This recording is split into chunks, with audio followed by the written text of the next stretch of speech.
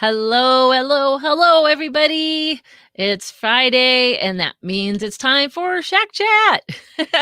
I'm your host, Katie, WI7YL, here from Ham Radio Outlet, Wyoming. Welcome to my shack. I hope everybody's doing great today. It's yet another Friday. Can you believe it is Friday, August? I got to look at my calendar. I can never seem to remember. It's August 14th. And phew, boy, oh boy, we're really moving right along. I've got quite a few folks in the chat room already, both on YouTube and on Facebook. Welcome, everybody. And I'm really excited. Today's going to be a fun chat. I've got, if you saw the post for what's happening today, I've got my buddy Ray N9JA from Icom America here today. We're going to be talking about all the new goodies and some of the other goodies that let me try that again. Icom has all kinds of good radios and more. But I thought I would just pop in. Let me get things rolling here. I got my buddy Frank made it live. Yay, Frank, you're here. Good to see you. Thanks for joining us. Justin's here. There's Marty. Alan's here. Hi, Eric out in Virginia. There's New Englander. Hi, Mike. And TGIF, you betcha. I know TGIF. I always know it's Friday because Shack time, and it's like, yay, we're getting close. Here's RTX. Yay. Hello to India. My goodness. I love when we have worldwide visitors here on the show. I know that Josh, KI6NAZ from Ham Radio Crash Course is here. Hi, Josh. Good to see you. And now Marty KM6PRA wants to know if he can get his IC705 first. They've been on pre-order for a while. They are excited about getting their radio. Hey, there's my friend Ben and Ann down in Colorado. Hi, guys. Nice to see you. And Garth Crow, WI7GC. Hi, Garth. Good to see you here today. Thanks for joining in. Hi, Kevin up in California. And Mike is here from Jacksonville, Florida. I hope you got through the bad weather down there okay, Mike. It's sure been a little bit crazy weather. And let me say hi to Roger. Hi, Roger. Wow, what a great crowd this morning. So excited to see you guys. This is one of my fun parts about the Friday is seeing all of our regulars. I really appreciate all of you guys that come in on a regular basis to say hi. Hi, Dan. And your support is really appreciated. And I wanted to say, let's see. Oh, Chuck is here. And also Joe K0NEB. Hi, Joe. And Joe just got himself a new 9700 and he sent me a picture yesterday of his shack. And he got a really nice award from the governor. Joe made masks for the first responders in his community with his 3D printer and got special recognition for it, which he greatly deserved. And thank you so much for all you do for the ham community and your home community, Joe. It's really an honor to call you a friend. And let's see, here's Gene out in Rochester, Minnesota, and James is here. Oh, Schenectady, New York. I know where that is. There's Wayne. Hi, Wayne. And hey, there's Dwayne. Hi, honey. He's out in Virginia. Yes, I am hanging out here by myself. So let's get on with the story. So again, it's the middle of August here already. And for any of you that might have seen the news, you know, here this time of year in August in my neighborhood, and by neighborhood, I mean like the Black Hills. It's the Sturgis Motorcycle Rally. So our normal peace and quiet has not been so quiet because there's been like a couple 100,000 folks on their motorcycles here touring the beautiful Black Hills. And so that's starting to wind down. Hopefully everybody who came to visit our beautiful neighborhoods all go home safely. And it's always nice, you know, it's kind of nice to live a place where people like to go on vacation. And I live kind of right along the route to Devil's Tower. So we get lots of folks that come by and even up our mountain because we've got a really neat fire lookout tower at the top of Warren Peak. And you can actually look down on Devil's Tower from up there. So we get a lot of folks that visit the area. And so, you know, here in my town, I live in the outskirts of town, but our little town of Sundance only has about 1,000 people. So needless to say, it gets really busy here, particularly on Wednesdays. It's called Wyoming Wednesday because everybody goes up to Hewlett for the Ham and Jam, which is the town right next to Devil's Tower. Then they come down here to Sundance for a burnout, which I totally don't get, but hey, people find it fun. So now things are winding down and we're starting to get back to normal around here in our quiet little community. And we had some crazy wind come through here last night. I really thought we might lose some antennas. It was really kind of scary through the night. I woke up this morning and discovered all my garbage cans, which is, kind of in a corner up next to my garage, way over in my mom's yard. I don't know how that happened, but fortunately my car seems to be okay. And all of the antennas are still up there. Whew. So thank goodness for that. Okay, so let's see. Chip is on. Hi, Chip, K7JA. Hey, if you guys have been checked out our YouTube channel, Chip just did a really good review of the FTDX101D. So check that out. And of course, all of our other videos. And there's Cal from the New Hampshire HRO. Hi, Cal. Good to see you. All right, gang. I know you've been dying to see what we're going to talk about today because it's all about ICOM. And I'm going to start you off with this. So hang in here. And dun, da, da.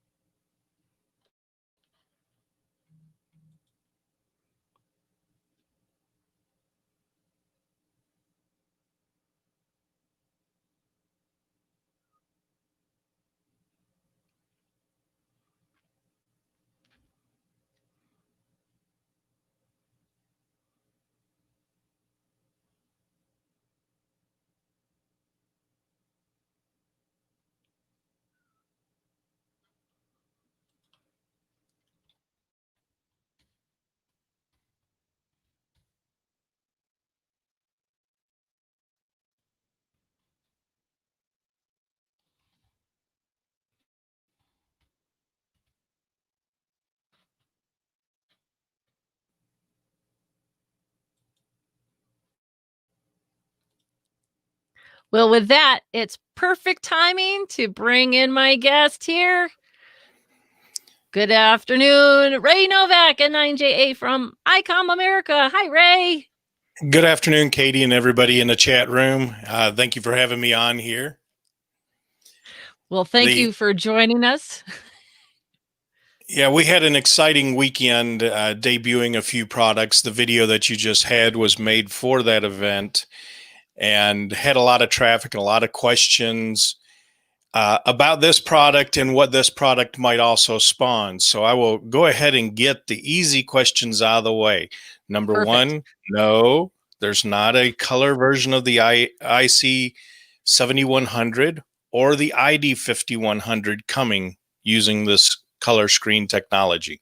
Okay. So those two radios are going to be around for a while in the configuration they are.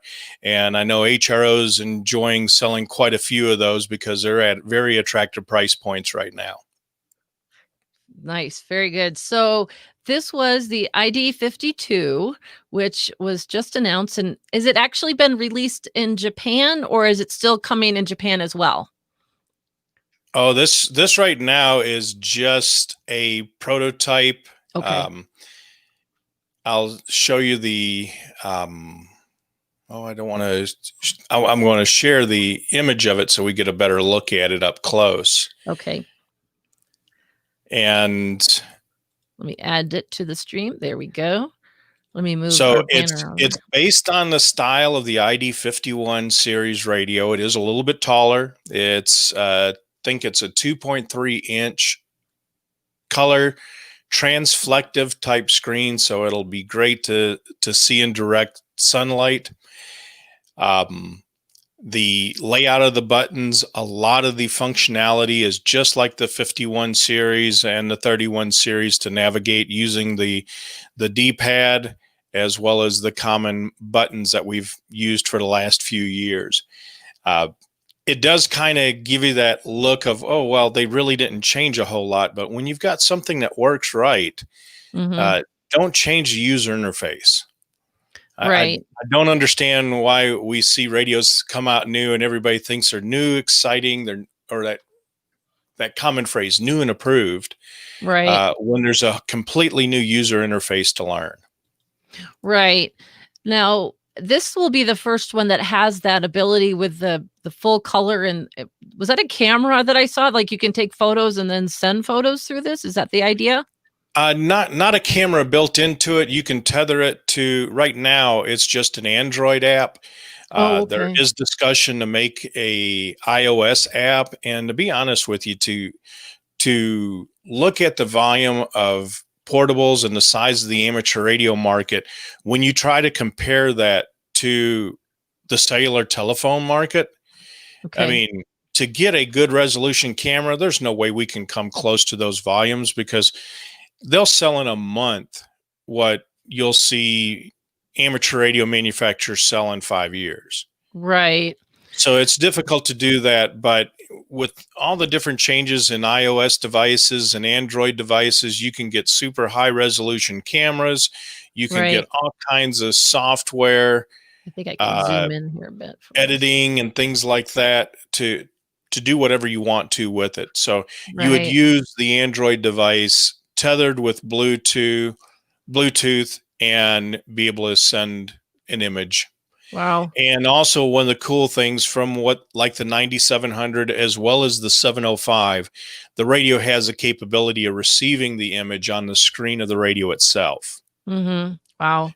Now I have heard you can put your own custom login page, or when you turn the radio on, it signs in and it will use your own custom photo on it. And I did make a list of items from questions that I've seen. While it's Oh, not great. really clear on the specifications or what we were talking about over the weekend, there are weather channels in the radio. There is also FM radio Hmm. capability, so you can listen to your broadcast stations. It Wow. does not go down below 100, or no, below 88 megahertz. So there is no shortwave or AM broadcast. Okay. In the video, it showed graphic icons Mm-hmm. instead of text. So navigation will be graphical. Okay. We do have dual watch, where there's two separate receivers, but it does not have full duplex capability. Okay. And that's for operating the satellites there. Satellites. Sure. Okay. With the two receivers, one receiver receives from 108 to 174 and then picks back up at 225 to 479. The second receiver goes from 137 to 174 and 375 to 479. There again, with a separate wideband FM receiver as well. Memory channels, there's 1,000 alphanumeric memory channels that you can configure it in any way that you want, but it is set up in what I call flexible groups. You can have up to 100 groups. Wow. Some of the groups you can have as low as 2 memory channels in it. Wow. The DR mode, which a lot of people use, because whether it's an FM or a D-star repeater, as long as you have the GPS coordinates, you can use the near me repeater function. That will have 2,500 memories. Gosh. Wow. It's going with a traditional dual conversion superhet. Okay. Also, I mentioned earlier about Bluetooth. There's 4 protocols supported. HFP, which is the hands-free protocol. HSP, which is a headset protocol. SPP, which is a serial port protocol, and then the GAAP, which is serial over LE. Wow. You can pair up to 4 headsets with it and 1 data device for a total of 5 devices, but it will allow you to only hook up 1 headset at a time. Okay. So you and Dwayne can't share a radio using 2 separate headsets. You'll Who just said have to who said snuggle. I wanted to share? There you go. And one of the biggest things will be a much louder audio package That's nice. for the Joe, radio. So the internal speaker is going to be considerably louder. nice.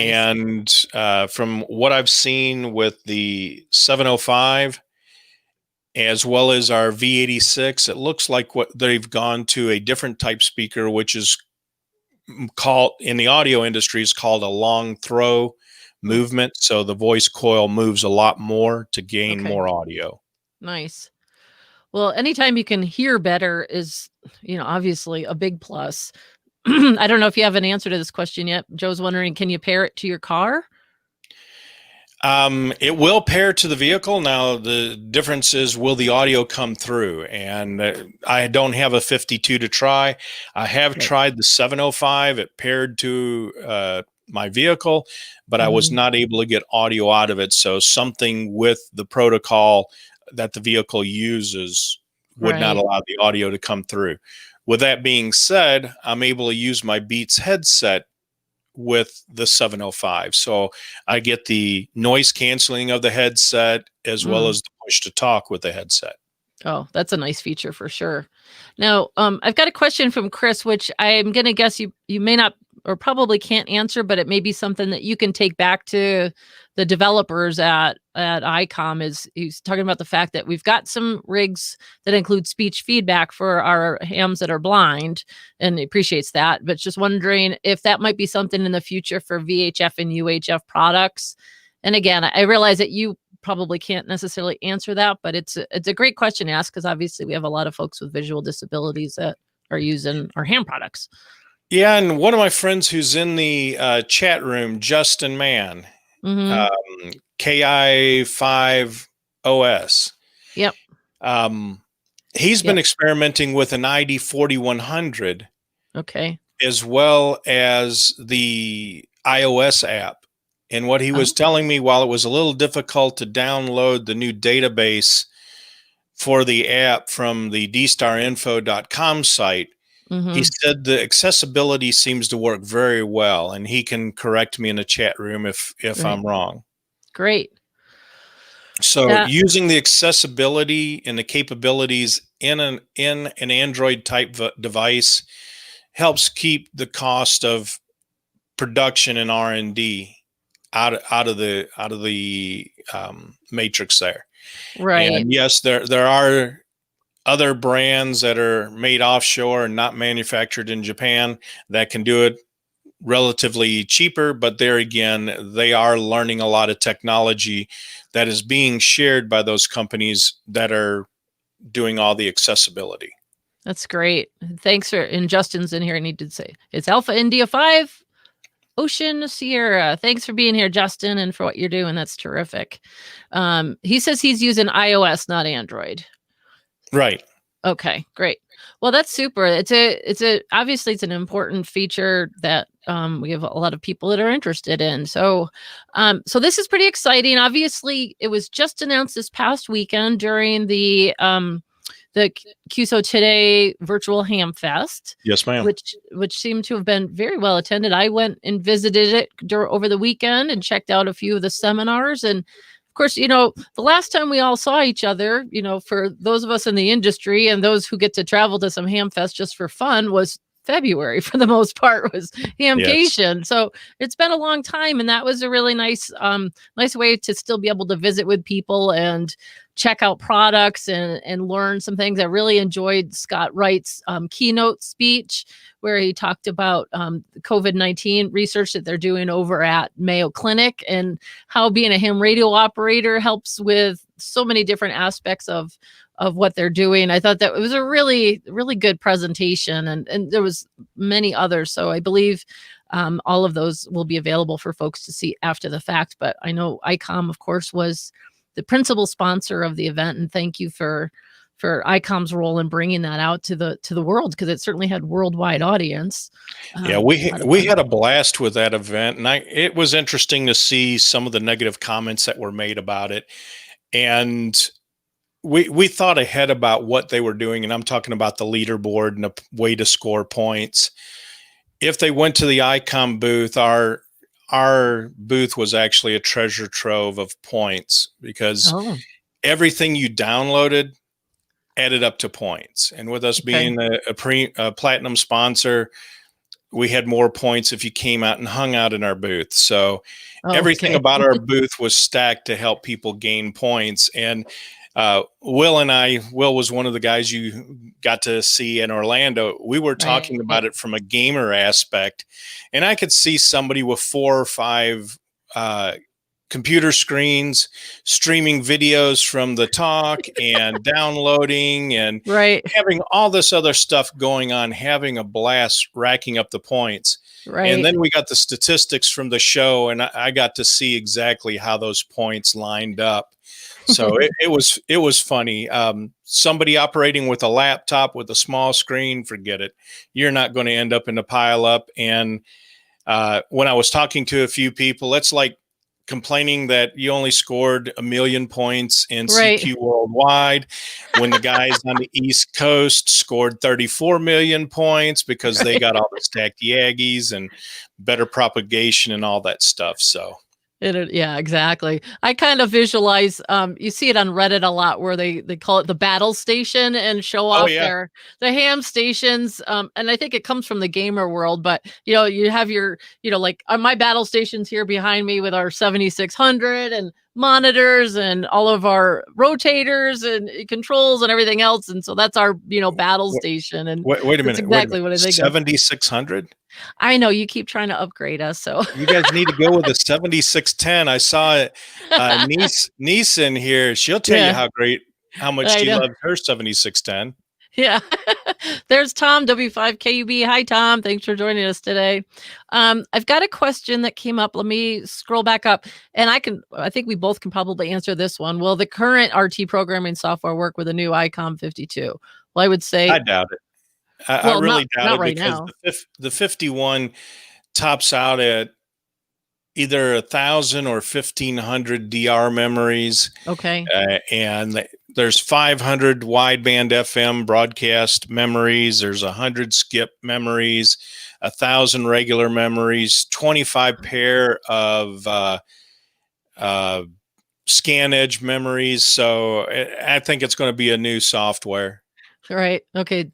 Here Now, if you comes don't want to buy new software, the ICOM software will be downloadable off of icomjapan.com software. right. And you never know because Karen and Rod are miracle workers over at RT Systems. And once the radio is actually out and they can get their hands on one, you never know what they might come up with. So obviously stay tuned on that one.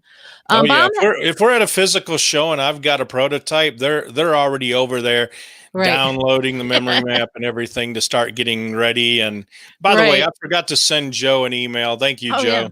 Hey, turn that around. Oh, There you go. yeah, Hey, thank very you, Joe. nice. I've got one of those coming too. I got to go down to the mailbox after work. Maybe it'll be there. Um, yeah, Joe, that's again K0NAB is making up some call signs from his 3D printer. Super cool. Bob Yeah, has a after question. using that 3D printer to make masks and shield when Right, all this COVID broke out. So right. Joe loves burning that I know. that rosin there or the plastic. Right. Uh, Is that why doesn't ICOM make an HT that includes the 220 band? mhm, It runs into dynamics of how much would you be willing to pay for an ICOM branded 220 radio. okay. The US and Canada are really the only two markets that use 220 for ham.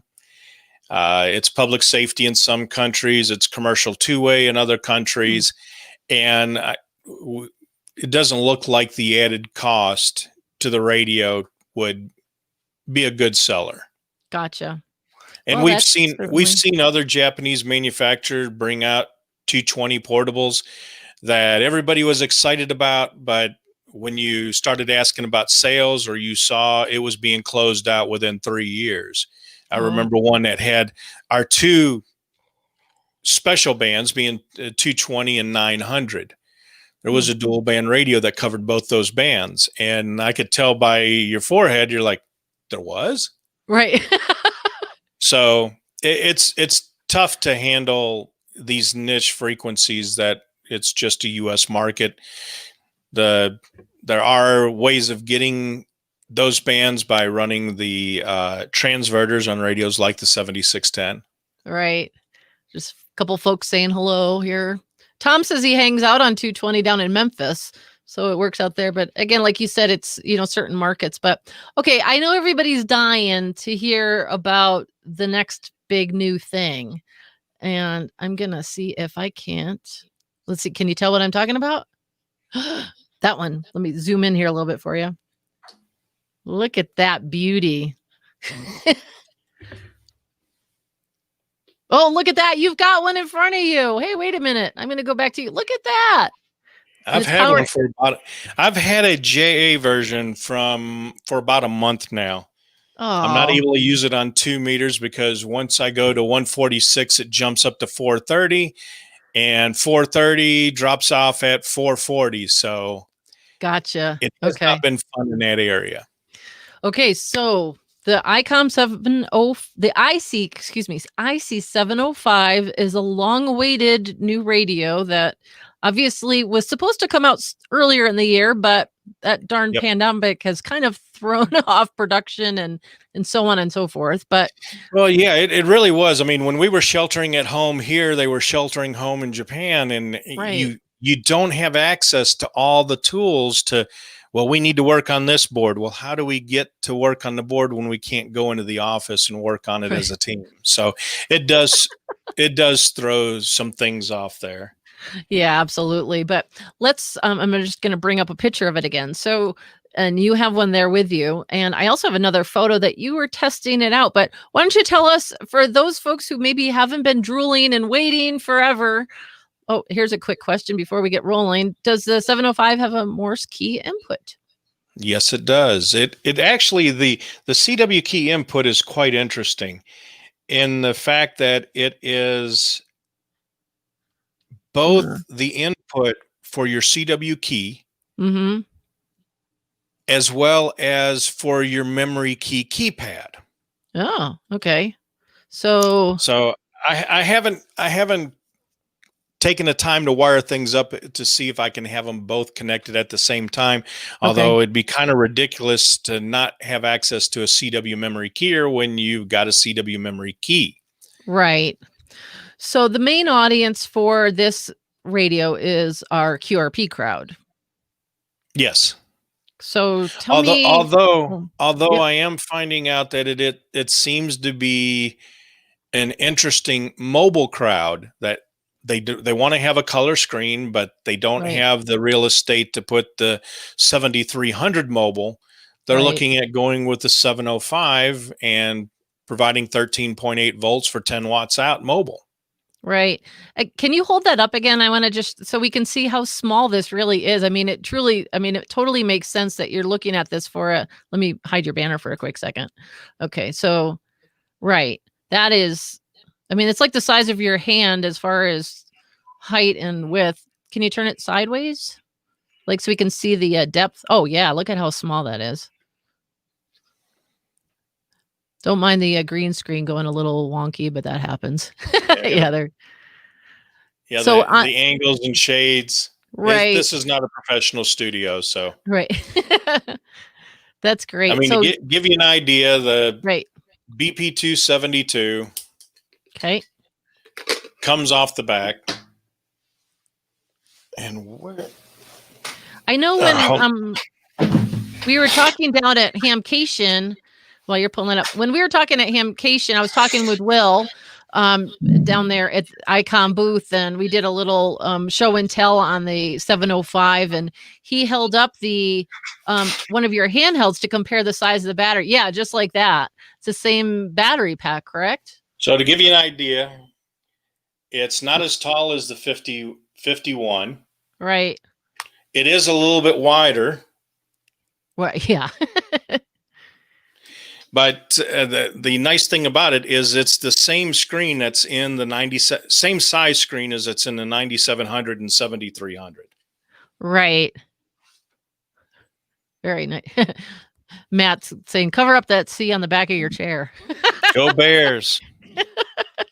And Chuck wants to know how to get the key to your magic trunk. Not going to happen. So let me pop back here.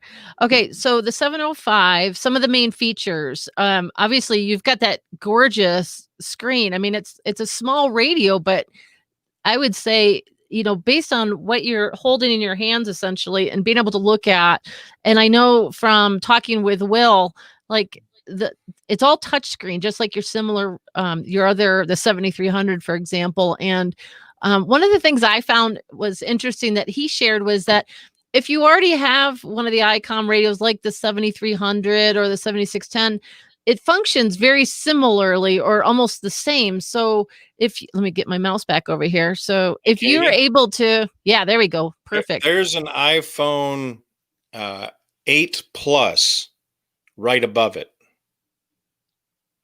Right. So perfect. Yeah. And you can, and all the menu systems are the same essentially. yeah. So if you're already familiar with how to operate one of the Icom radios, then bada boom, you're in business. Here we go. Okay. Oh, that's the second screen. There's your primary screen. Right. I'm trying to find an angle without the glare. Yeah, it's close. There you go. Oh, okay. And then like your set mode, the set mode looks very similar. But I have found a few differences. It was fairly easy, and I'm going to hopefully get together with Josh on Ham Radio Crash Course, and we're going to go through setting it up for remote operation with the RSBA1. You've got a photo that I sent out when I was on vacation. I had the radio outside by the antenna when I was out camping in my RV, and my RV has wireless LAN capability. So I hooked the radio up to the wireless LAN and my laptop, and I was able to run WSJTX completely wireless between the radio and the computer. Wow. So any issues with RFI that you would have trying to tether it using the micro USB cable, and that was a frustration because not all micro USB cables are created equal, because some are charge only. Okay. And some are charge and data, and then some are charge and maybe data in an RF environment. Oh, okay. Gotcha. Yeah. I'm just looking on my desk. I know I had one sitting here a little while ago, but I probably lost it in my mess. But I think that's one of the nice things, especially since we can do so much with just these micro SD cards. I know when I was getting my Zoom spot set up. How do you pronounce it? Zoom spot. I always want to say Zum because it's Jim's call sign, KI6ZUM. So I always say Zum, but it is pronounced Zoom spot. But I'm just amazed still at what you can actually do. But yeah, I didn't even think about that. So it's a micro SD card versus a full micro USB. USB. Oh, USB. Gotcha. Okay. So I tried using one of the micros that's maybe 8 inches long. Right. Learn the hard way. That one was charge only. I spent several hours because I'm like, okay, maybe the drivers didn't install right because my computer's locked down and I have to go through all the firewall and all this other stuff, but ended up plugging in one that I knew that would do data with my Android device. All of a sudden I realized, hey, I haven't heard the noises from my computer when I plug it in. So you got to be careful doing that, but going wirelessly, and there are some real small micro wireless routers out there. Right. And that was a key thing. Now, to go back to a question, yes, it does have both ALC and the key line for amplifiers. Okay. Due to the size constraints, and Justin, that's probably why we went with micro USB and not the C. Because of size constraints, we had to go with 2.3 millimeter and 3.5 millimeter mono, stereo, and 4-pin connectors to be able to do all of those things. Gotcha. Okay. Well, that makes sense. Now has been a lot of questions. There is a stereo 3.5 millimeter that is labeled antenna tuner. Okay. And that was one of the things that we introduced at the virtual ham fair was a long wire or a random wire antenna tuner. So you'd feed the antenna tuner with a control cable from the radio. It powers off a AA alkaline batteries. And then you put your counterpoise in a random wire, and it will adjust the LC network to make the wire resonant. Wow, super cool. Now, Bert, we just showed off a little bit of how the battery pack, as far as the size goes, but maybe Ray can just hold it up again for a quick. Well, I'd love to shame Bert there. I mean, he's a good friend. He's retired now and down in Florida, but it will use the optional battery for the 51 and 31 series radio, the BP272. There will be an optional BP307, which will be even higher capacity. And then you've also got your 13.8 volt input. Also, with the micro USB port, you can charge the radio. It has a voltage regulator circuit that will bring up the voltage to charge the 7.2 volt battery, but it will not allow you to operate the radio off that battery. There would be a lot of blown up computers trying to supply enough current. Okay, that's a good question. I don't know if this is Raphael's asking, is there any successor for the IC7100 ahead? No, not at all. ID5100, IC7100 are still going to be in place for some time. Okay, so yeah, as Matt said earlier, basically, if it ain't broke, don't fix it. So stick with what works. I saw another question pop up here. Let's see. Oh, it's a good one. Danny's wondering, does Icom recommend a USB cable for his IC7300? Good quality USB cable, and make sure you have some toroids to wrap around it if you're getting noise into the radio. And that reminds me. Go ahead. I have seen some of the cheaper ones that you got to put a couple of rounds through a toroid to keep especially if you're using a laptop, the laptop power supply and chargers can be real noisy. So you got to be careful about that. Right. Yeah. And actually talking about this 7300, it looks like Bill's having an issue with his keyer transmitting here. And he's wondering if he's got something wiring. Is there someone he might be able to call for some help on that? Why is my straight key transmitting my 7300? I would first check to make sure that you've got it set up in the CW key menu for a straight key instead of an iambic. Oh, good question. Wouldn't even thought of that. All right, Bill, hopefully that helps you. All right, let's see what I'm just making sure, since I got a lot of the chat rooms on both Facebook and YouTube here are pretty busy today. We got lots of good questions. Oh, we always like these types. Jimmy says, please take my money.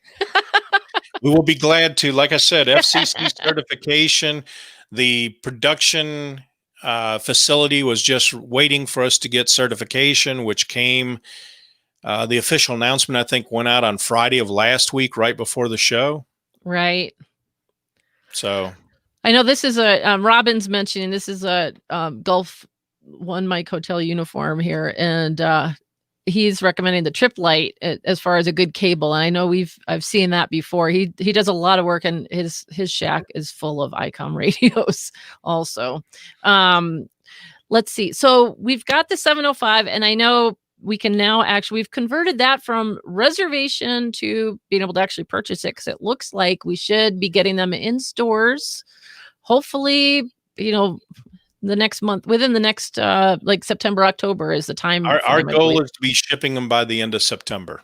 Excellent. So once that happens, then they obviously come to us, and then we package them up and ship them out to you guys. So if you've got yours on order, all of those orders that are in already will be fulfilled first. And based on earlier conversation in the chat room, Marty, KM6PRA, is hoping that he gets his first.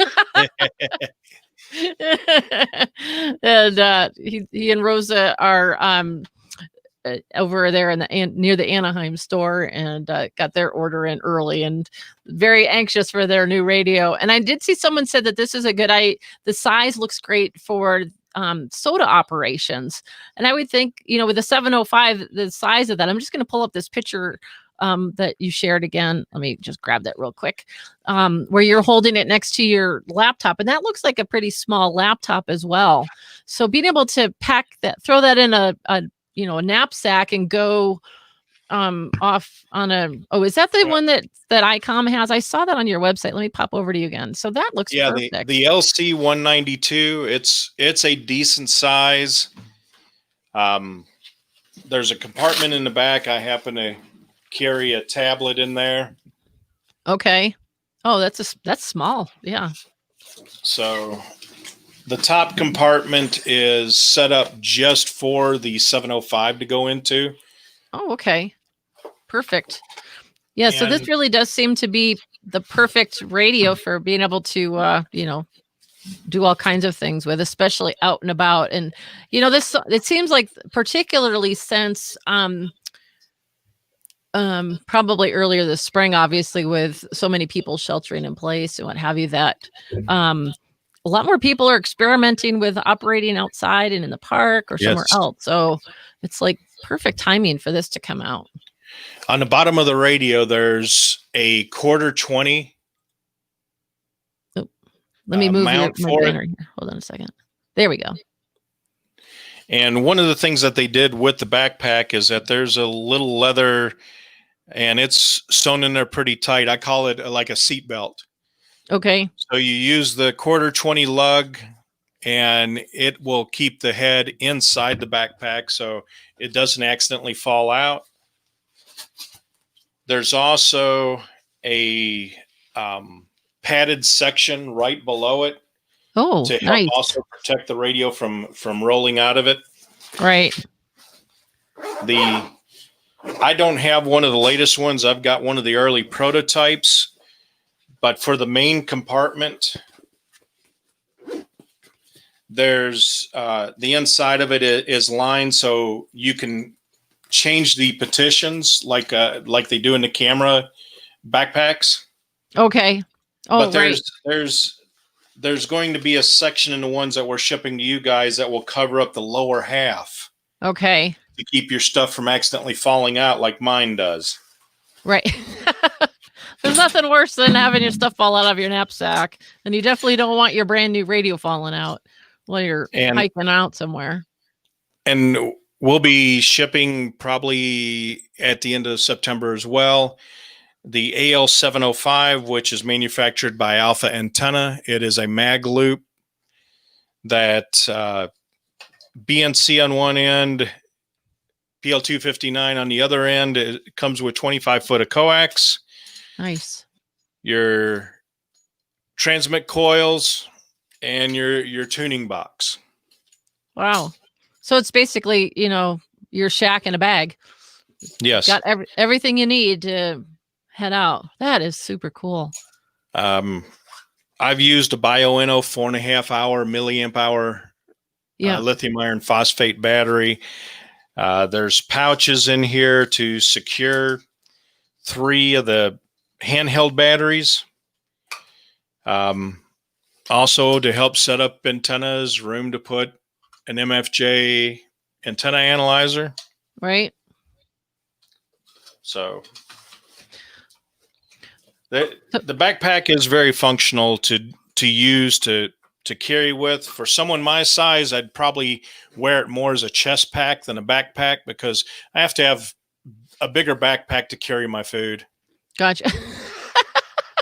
Well, priorities after all, I might not be the smartest bear, but I'm definitely one that likes to be fed on a regular basis. Don't we all?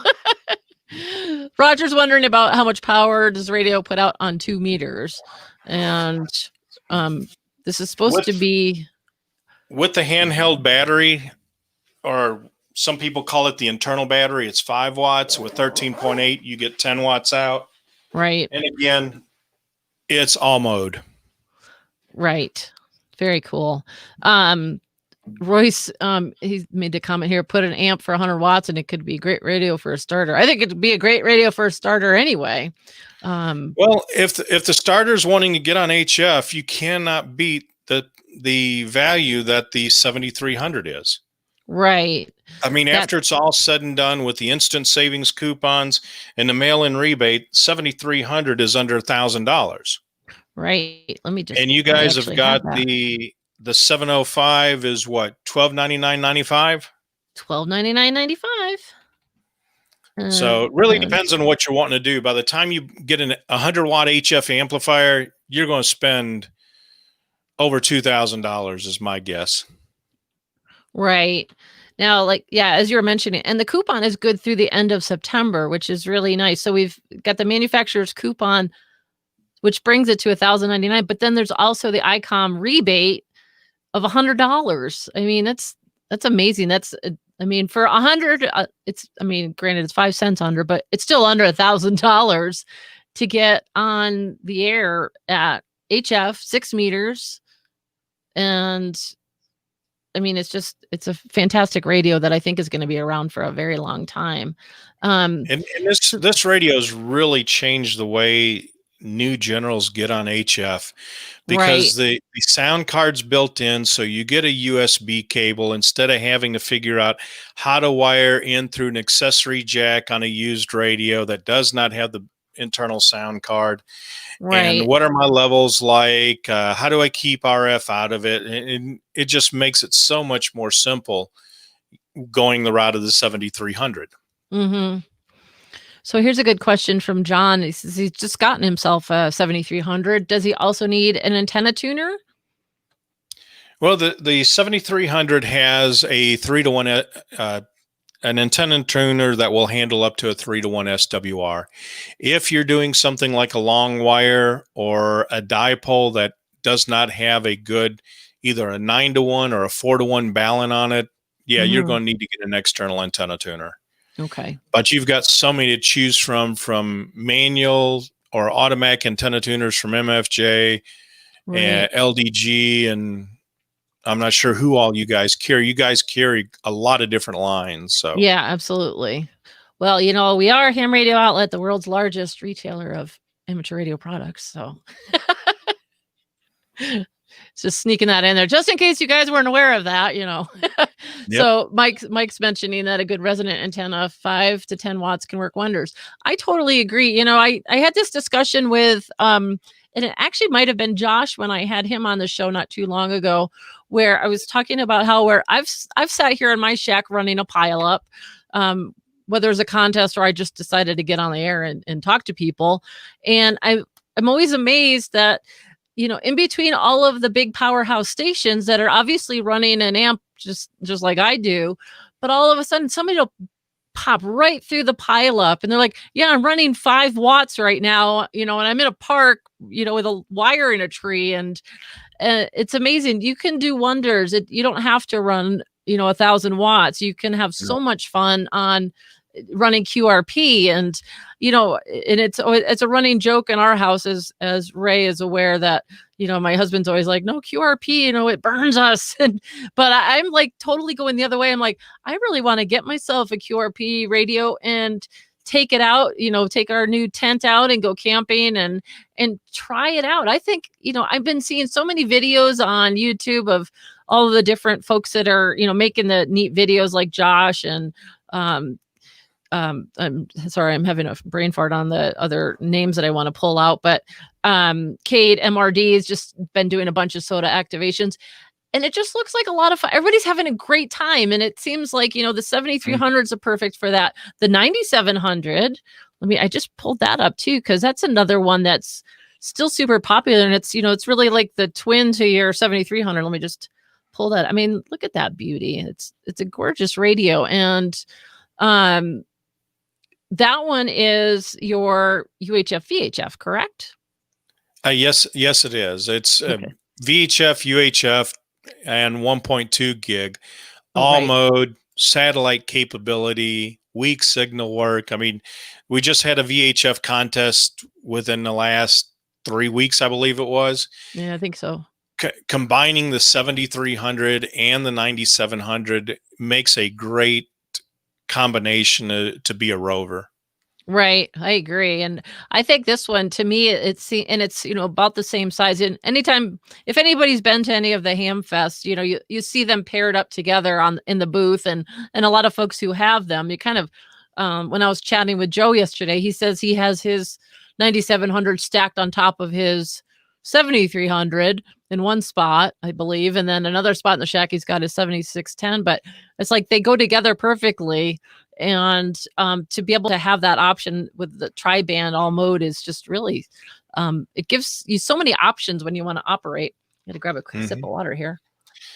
Well, you were talking earlier about 5 watts or 10 watts. Yeah. About a month ago, I did a video with George and Tommy from Amateur Logic TV. And it was a little bit warm. It was a state park outside of Jackson, Mississippi, but we were doing 2 different videos. One was SOTA and POTA style antennas, and then we did one of actually more in depth on the 705 than when we had one that the receiver wasn't working and things like that. And the very first contact from Jackson, Mississippi was Angel down in Puerto Rico. Oh, no kidding. That's wild. And the one thing that I really like about running QRP is it takes finesse. You need to listen to who's running the pile up and figure out their operating characteristics. And if they're running split, where they're listening, if they're listening to people a little bit higher up in the frequency, a little bit lower, and just get the timing right. And it was funny to hear him go, N9JA, is that you, Ray? So it tells me he caught part of my call, but because he's worked me before, he knew that kind of, hey, I recognize that voice, and helped out with the call sign. Right. Well, and then right after working him on a buddy pole vertical that they're building for the 705, I switched over to another vertical from Alpha Antenna and worked a station in California. Nice. That's pretty cool. So while they were close to, well, I wouldn't say very close, but somewhat close to us in latitude, we did talk to both ends of the almost continental United States. That's great. And I like the word that you're using, finesse. It does take some finesse because there's so much more involved. Obviously, with an amplifier, I can punch through a pile up pretty good usually, although not as good as my husband because I have the YL voice. It doesn't always work in my favor, but being able to punch through, with the muscles of an amp, yeah, absolutely. But being able to make those contacts using the low power, and I love it when I hear from somebody telling me that they're running, 2 watts or something like that. It's just, to me, it blows my mind that you're able to do what you can do with such a little bit of power. And it's just another aspect of ham radio that I think is fun and something that, it's on my to-do list of things to check out. Josh says he definitely wants to take out a 705 on SOTA activation. And he also says he wants to drag you out too. Yeah, that's my plan when we start shipping, to go out there and do a SOTA activation. Perfect. That'll be fun. So now, he might start the activation 3 hours before I am able to climb up to the top of the mountain. Hey, everybody gets there on their own time, right? Yep. We were talking earlier, someone mentioned about having, Royce was talking about a good radio. A lot of times HT is a first radio for someone. It's a good starter radio, without having to worry about all the bells and whistles and figuring some things out. It's a little simpler and a little less frightening when you start with, say an HT or something. But, that made me also think that, the other radio that Icom has, which is like the stalwart, and it's been around, I'm not sure how long, but is the IC718. I see so many people talk about that being their first radio, or it's a great radio to introduce to people as their first HF rig. And I mean, do you know off the top of your head how long that radio's been around? 718's actually been around probably close to 15 years. And wow. it is definitely a workhorse radio. Yeah, there's a lot of them that are used in the commercial version, which is the IC78, which is channelized. Mm-hmm. And we don't sell that one in the continental United States because it is not certified for ham use, but it is built on a commercial HF platform. Neat. Well, And I know there's a lot of stations that run these things for RTTY. Even Gordon West talks about using them on one of the islands off the coast of California for emergency communication handling. Oh, neat. So if you've got something that is just voice or CW oriented, this is a great radio. Well, that's what I was thinking. It's, Kathy mentions, Kathy's one of our regular hearers on the show. Hi, Kathy. She started with an HT. I think there's probably, if we took a poll right now and hear everybody in the chat room, how many of you started with an HT? I think, first of all, it's affordable. It's certainly a way to, when you first get into a hobby, not everybody is willing or able to, say, drop, $1,000 on a new radio setup and everything that goes along with it. But to spend $100 or $200 even to find yourself an HT that will do a lot of different things, especially nowadays, being able to have the option to go on D-Star, for example. And if, like me, I don't have a digital repeater in here, but I can use my Zoom spot and get into the repeaters and all the nets and all the fun things like that. And it's a great way to get started. And then once you kind of tickle your way around the bands and talking to people, you realize how many more things you want to do. And that's when you step up next to your new radio and the big new radio and have a little fun. So, well, that's one of the interesting things there, Katie, with the 705 having the wireless LAN capability. You can use the terminal mode or the access point mode to get you into the D-Star network. Ah, okay. Very cool. So it uses the codec in it use your speaker microphone to get into the D-Star network, either call sign routing or actually getting into some of the reflectors that are on the IRC DDB or the XLF or XLX and XLS reflectors. Okay. Yeah, it's amazing that, Bill says we didn't have HTs in 1961. Yeah, and I don't think I was around in 61 either. Yeah. Are you sure? No. Oh, no, you wouldn't have been yet. No. I know I definitely wasn't. Bill's picking on Chip, asked if they had HTs when he was a tech, but that's great. Well, this has been super. I want to make sure we haven't forgotten any of the radios that we wanted to talk about. And but we're coming up on an hour of the show here. And is there any other questions, you guys? If you do have more questions here, please know that if we didn't get to it today during the show, that obviously I always go back and check on all the comments and reply to folks after the show is over. But if you did have specific questions for Ray, we'll make sure that if he doesn't see it himself, that we'll get it to him so that we can get an answer back to you, especially if you had a technical type question that is specific for your Icom radio.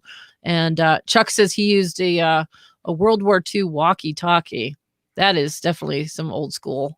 Well, and then Charles KK4LNR, my first radios when I first got in the industry and in the ham radio when I was working at MFJ, one was a TH78 and the other one was a TS520. So there's still plenty of time for you to come over and fall in love with the Icom products.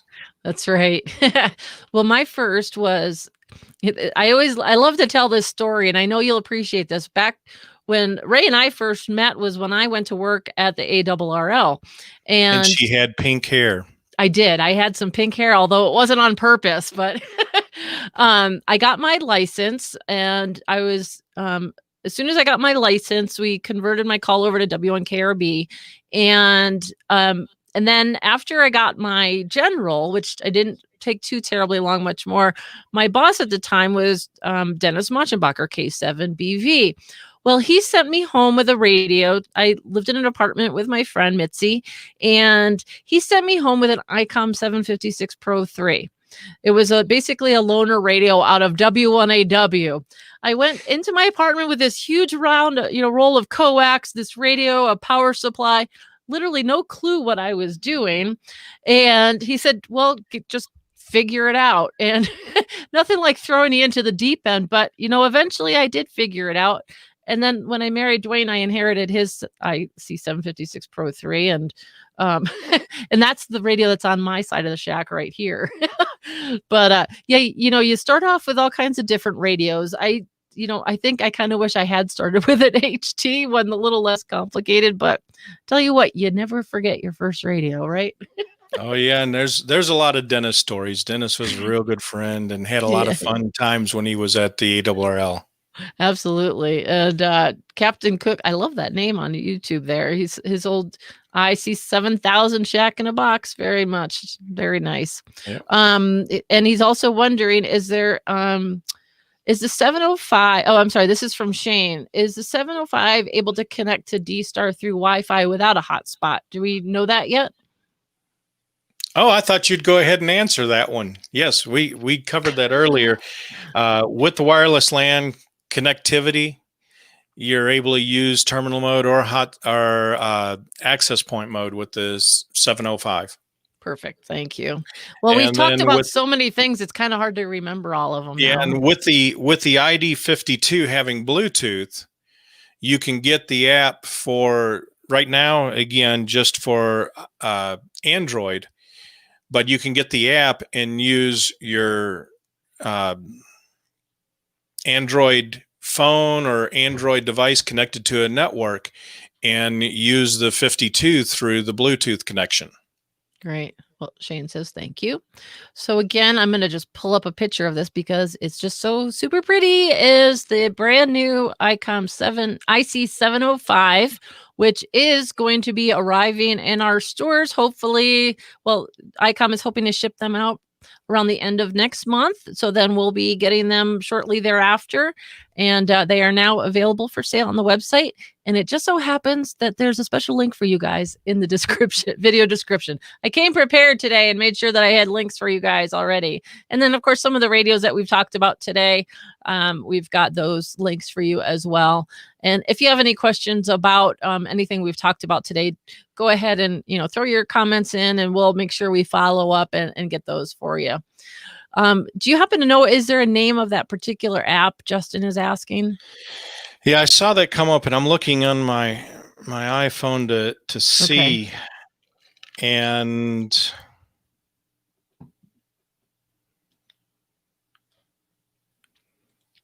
I don't know off the top of my head. It looked like I'll have to take a look at the 4100 to see if that has that capability. I'll send you an email, Justin. Great. Thank you. Well, and then, just kind of as a final, or not really a final, but, one of the other things that, we all think Icom and we think radios, obviously, but, there's also a lot of other things that you can get to go along with your radios that Icom has. You're showing off the backpack. I don't know about you guys, but I'm thinking Icom. I don't necessarily think about a backpack for carrying my radios, but hey, there is one. You've also got the desk speakers. There's microphones. I mean, there's so many different accessories that are available to you. The remote tuner, the AH74H. Do I have that number right? Well, the AH4 is, and that's what I use. I've got a 7610. My office is on the second floor of my house, and because I live in an HOA, I can only string up a long wire and with a counterpoise system underneath it, and then I'll string out the long wire, and I'll get on some of the contests and work some FT8 as well. So the AH4 makes a real nice compact and stealth installation if you live in an HOA. Great. Oh, that's good to know. Thank you for that. And well, I think I've taken up an hour of your time, Ray, and I know we all certainly appreciate it. And we've had so many great comments and questions here in the chat rooms today. Thank you, everybody, both on YouTube and Facebook. Really appreciate you joining us here today. And Chuck says that was getting the AH4. Oops, I hit the wrong button. Was the best. The best investment he ever made. But here's another quick question we'll throw in here. Will this be full duplex for satellite ops? I believe we talked about that earlier in the show, but I'll just have you answer that again since it's later on than it was. Yeah. While the radio has two separate receivers. It does not have full duplex capability. Okay, perfect. Thank you for answering that. Well, and for those of you that are going to be around this weekend, Tommy's bringing up a good reminder that this weekend is the North American QSO party.